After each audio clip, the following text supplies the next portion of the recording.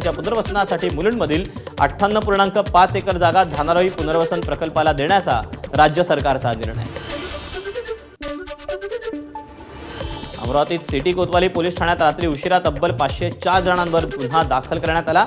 जन्मदाखला घेताना बनावट कागदपत्र आणि कागदामध्ये फेरबदल केल्याबाबत भाजप नेते किरीट सोमय्या यांनी आरोप केला होता।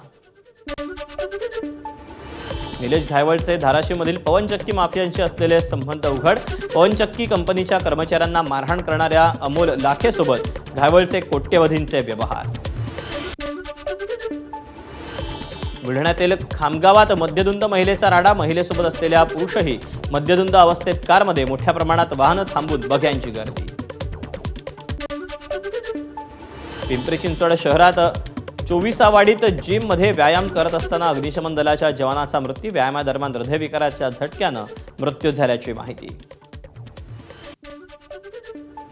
मवियाचा पनवेलमधील सिडको कार्यालयावर मोर्चा। डोक्यावर हंडा घेऊन महिला सहभागी। सिडकोकडून बिल्डर लॉबीला मोठ्या प्रमाणात पाणी दिलं जात असल्याचा आरोप करत या महिलांचा मोर्चा।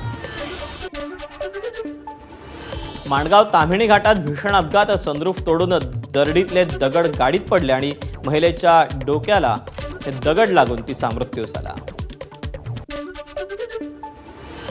धुळ्यातील साक्रीमध्ये गंगापूरमध्ये जिओ पेट्रोल पंपावर सशस्त्र दरोडा।